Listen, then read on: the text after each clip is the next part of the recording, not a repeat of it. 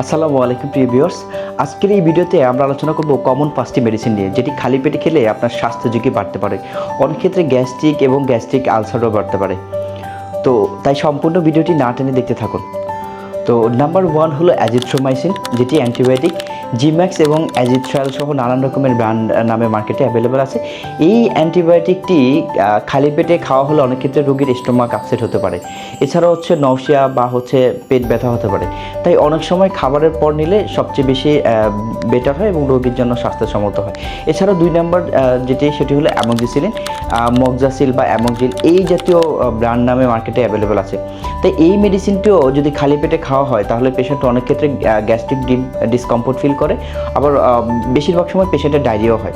তাই এই মেডিসিনটিও খালি পেটে কখনোই খাওয়া উচিত না। এছাড়াও আছে মাল্টিভিটামিন, যে বিশেষ করে A to Z মাল্টিভিটামিন বা জিঙ্কোবিট, এই জাতীয় মাল্টিভিটামিনগুলো কখনোই খালি পেটে খাওয়া উচিত না, কারণ খালি পেটে খাওয়া হলে বমি, মাথা ঘোরা বা পেট জ্বালা পোড়া হতে পারে। তাই মাল্টিভিটামিনগুলো কখনো খালি পেটে খাবেন না। 4 নম্বরে হলো ক্যালসিয়াম কার্বনেট, যা ক্যালবোডি, এছাড়াও নানান রকমের নাম আছে যেগুলো দোকানদাররা সেল করে থাকে। তো এই মেডিসিনগুলো কখনো খালি পেটে খাবেন না। খালি পেটে খেলে অ্যাবজর্পশন রেটটা খুবই কমে যায়।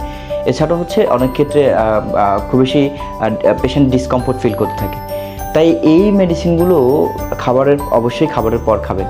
এছাড়াও ডক্সোসাইক্লিন আছে, যেটি ডক্সিন বা ডক্সিক্যাপ নামে পরিচিত। এই মেডিসিনটি খালি পেটে খেলেও কিন্তু অনেক ক্ষেত্রে পেশেন্টরা বুক জ্বালাপোড়া করে, মাথা ঘোরায়।